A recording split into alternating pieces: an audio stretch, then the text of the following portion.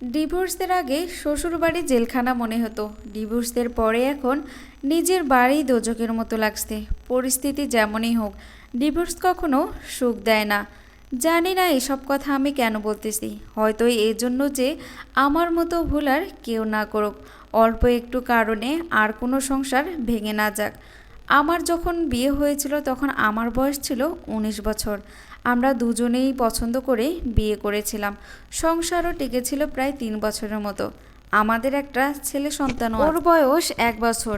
আমার স্বামীর স্বভাব চরিত্র সবই ভালো ছিল, শুধু একটু জেদি। অবশ্য তাও সবসময় না, মাঝে মধ্যে। মানুষ ভাবে ওর বদজেদের জন্যই বুঝি আজ এই অবস্থা, কিন্তু আমি জানি আমার সমস্যার শুরুটা ওর দিক থেকে হয়নি। সব সংসারেই তো টুকটাক কিছু সমস্যা থাকে, ওরকম আমাদের মধ্যেও মাঝে সাঝে ঝগড়াঝাটি হতো। কিন্তু ঝগড়া লাগলেই আমি ব্যাগ গুছিয়ে বাপের বাড়ি চলে যেতাম। বাপের বাড়িতে বোনেরাও আসতো, আর ভাইরা তো ছিলই। ওদের কাছে গিয়ে কেঁদে কেঁদে সব বলতাম। তখন সবাই ওকে ফোন করে কথা শোনাতো। আর আমার ছোট বোন, সে তো রীতিমতো অপমান করতো। আমার কাছেও মনে হতো ঠিকই আছে, কত বড় সাহস আমার সাথে লাগতে আসে, আমাকে নিজের মতো চালাতে চায়। আমার মধ্যে কেমন একটা জেদ কাজ করতো। ওর কাছে ছোট হব, ওর কাছে নিজের ভুল স্বীকার করব, মাপ চাইবো, এটা আমি ভাবতেই পারতাম না। উল্টো বড় গলা করে বলতাম, ডিভোর্স দাও, তোমার মতো লোকের সাথে কে সংসার করবে। না, এই ডিভোর্স আমি মন থেকে চাইতাম না, ওটা ছিল মুখের কথা। ওর সামনে ছোট হওয়ার চাইতে ডিভোর্স দেওয়াটাই আমার কাছে সঠিক মনে হতো। একদিনের কথা এখনও মনে পড়ে। সেদিন ছোট একটা ব্যাপার নিয়ে তর্ক করতে করতে দুজনেই খুব উত্তেজিত হয়ে পড়েছিলাম। রাগে আমার শরীর কাঁপছে, যা মুখে আসছে তাই বলছি। তুই তুকারি, গালিবাজ, অপমান কিচ্ছু বাদ যায়নি। এক পর্যায়ে সহ্যর বাঁধ ভেঙে ও আমার গায়ে হাত তুলল। এর আগে কিংবা পরে কখনোই আমার গায়ে হাত তোলেনি, কিন্তু ওই যে একটা থাপ্পড়, ওটাই যথেষ্ট ছিল। আমি বাপের বাড়িতে চলে গেলাম। আর হ্যাঁ, বরাবরের মতো এবারও নিজের দিকটা না বলে খালি ওর দিকটাই বলে গেলাম। মানুষের দোষ দিয়ে আর কি লাভ, সবাইকে যা বলেছি সেটার উপর ভিত্তি করেই তারা বিচার করছে। পরিবারের সবাই বলল, এমন ছেলের সাথে সংসার করার কোনো দরকার নেই, মামলা দিয়ে দাও। আমি সবার পরামর্শে মামলা করলাম। ওর নামে নারী নির্যাতনের কেস করা হলো। খুব দ্রুতই ওকে পুলিশ ধরে নিয়ে গেল। ওর পরিবার থেকে মুরব্বীরা এসে বারবার অনুরোধ করলো আমি যেন এই কেস তুলে নেই। ভেতরে ভেতরে আমিও চিন্তা করতাম, আচ্ছা আমার স্বামী কি আসলেই জালেম? ও কি কোনো দিন নিজে থেকে আমার গায়ে হাত তুলেছে? আমি যদি ওকে এত কথা না শোনাতাম, তাহলে কি ও আমার গায়ে সেদিন হাত তুলতো? আমার বাবা মা আমাকে বুঝিয়েছিল, আমি যদি এত কিছুর পর ফিরে যাই তাহলে ও ভাববে আমি বুঝি অসহায়, আমাকে আরও পেয়ে বসবে, আমার ওপর ইচ্ছা মতো ঘুরে ঘুরাবে। একবার গায়ে হাত তুলিসে মানে বারবারই একই কাজ করবে। কাজেই নিজে থেকে ফিরে যাওয়ার তো প্রশ্নই আসে না। কিন্তু আমার মনের ভেতর কে যেন চিৎকার করে বলতো, ও তো এমন লোক না। ও যেদিন আমার গায়ে হাত তুলেছিল সেদিন হাঁটু জোর হয়ে আমার কাছে মাপ চেয়েছিল। এসব ভেবে ভেবে আমি মামলা তুলে নিলাম। তবে ওর কাছে ফেরত গেলাম না। কিছুদিন পর দুই পরিবার থেকে বিচার সালিশ হলো, সবার কাছেও দোষী প্রমাণিত হলো।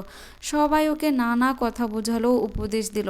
তারপর আবার সংসার শুরু করলাম। এরপর কয়েক মাস ভালোই চলছিল, কিন্তু হুট করে আবার কি একটা নিয়ে আমাদের মধ্যে ঝগড়া বেঁধে গেল। ব্যাস, কাপড় চোপড় গুছিয়ে আবার আমি বাপের বাড়িতে গিয়ে উঠলাম। এর মধ্যে শুনলাম ও নাকি খুব অসুস্থ। আমি বাসায় ফিরতে চাইলাম, কিন্তু আমার পরিবার বলল এভাবে একটা ঝগড়া করার পর একা একা ফিরলে সেটা ভালো দেখায় না। আর আমার বন্ধুর কথা ছিল ও সব অসুস্থ টসুস্থ কিছুই না, সবেই বাহানা। আমরা চাচ্ছিলাম ওই পক্ষ থেকে কিছু আত্মীয় স্বজন এসে ওর ভুল স্বীকার করে আমাকে হাতে পায়ে ধরে নিয়ে যাক, কিন্তু এবার আর কেউ আসলো না। এরও কিছুদিন পর আমাকে ডিভোর্স লেটার পাঠিয়ে দিল। ডিভোর্স লেটার দেখে আমাদের পরিবারের সবাই খুব ক্ষেপে গেল। কত বড় সাহস, মেয়েকে এত কষ্ট করে রেখেছে, আবার তার উপর ডিভোর্স লেটার পাঠায়।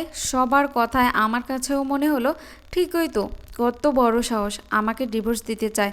ওর সব ভুলগুলো চোখের ওপর ভাসতে লাগলো। বাবা মা মনে করিয়ে দিল ও হলো সেই ছেলে যে কিনা তোমার গায়ে হাত তুলতো। প্রতিশোধের আগুনে জ্বলতে জ্বলতে আমিও ঠিক করলাম এবার তাহলে ডিভোর্স দিয়েই দেবো। কে চায় এমন ফালতু লোকের সংসার করতে? কোর্টে গিয়ে ওকে নানাভাবে হেনস্থা করার চেষ্টা করলাম। আমার মাসিক খরচ বাড়িয়ে একটা আকাশ ছোঁয়া অঙ্ক দাবি করলাম। আমি চাচ্ছিলাম ওর যেন দেওয়ালে পিঠ থেকে যায়, যেন নিজে থেকে আমার কাছে এসে বলে চলো আমরা সংসার করি। আসলে ডিভোর্স হোক আমি এটা কখনোই চাইনি, কিন্তু জেদ আমাকে খেয়ে নিচ্ছিল। আগ বাড়িয়ে ওকে ডিভোর্স তুলে নিতে বলা আমার পক্ষে অসম্ভব ছিল। ওর কাছে ছোট হওয়া এটা আমি কেন জানি মানতেই পারলাম না। কিন্তু আশ্চর্যের ব্যাপার, ও আমার আকাশ ছোঁয়া সমস্ত দাবি মেনে নিল। আমাদের ছেলেকে আমি পেয়ে গেলাম, ভরণ পোষণ, মাসিক খরচ, ওর সব সম্পত্তি। বিনিময়ে ও পেল শুধু ডিভোর্স। আমাদের ডিভোর্স হয়েছে আজ প্রায় 3.5 বছর। ও আবারও বিয়ে করছে, সুখেই আছে বোঝা যায়। আসলে ওর মতো স্বামীকে নিয়ে মেয়েরা তো সুখেই থাকবে। এখন আমার নিজের কথা ভেবে খুব আফসোস হয়। মানুষের মুখের কথা কখনো কখনো ছুরির চেয়েও ধারালো হতে পারে। ও আমাকে একবার থাপড় মেরেছিল ঠিকই, কিন্তু আমি কথার তীরে ওকে ছিন্ন বিচ্ছিন্ন করে ফেলতাম। শারীরিক নির্যাতন করিনি সত্যি, কিন্তু মানসিকভাবে কষ্ট দিতাম। এসব কথা আমার মা বাবাকে কখনোই বলা হয়নি। মাঝে মাঝে ভাবি, আমার পরিবার যদি একটু নিজে থেকে বুঝে আমাকে সংসার করার উপদেশ দিত। যখন আমি ওর কাছে ফিরে যেতে চাইতাম তখন ওর খারাপটা না বলে যদি একটু ভালো দিকগুলোর কথা মনে করিয়ে দিত, আমি যদি নিজের জেদ নিয়ে পড়ে না থাকতাম, একটু ওর কাছে মাথা নত করতাম, তাহলে হয়তো এই দিনগুলো দেখতে হতো না। আজকে মা বাবা ভাই বোন সবাই যে যার মতো নিজের সংসার সামলাচ্ছে, কিন্তু আমার দিকে কেউ একবারও ঘুরেও তাকায় না। তারা আমাকে বারবার মনে করিয়ে দেয় আমি তাদের বোঝা। এমন কোনো রাত নেই যে আমি কাঁদিনি। একটা ভুল সিদ্ধান্তর কারণে ছেলে তার বাবাকে হারিয়েছে, আমি আমার স্বামীকে হারিয়েছি। এই কথাগুলো আমার একটা কাজিনের কাছ থেকে নেওয়া। তাই সবাইকে বলতে চাই, যে কোনো ডিসিশন নেওয়ার আগে 10 বার ভেবে দেখ।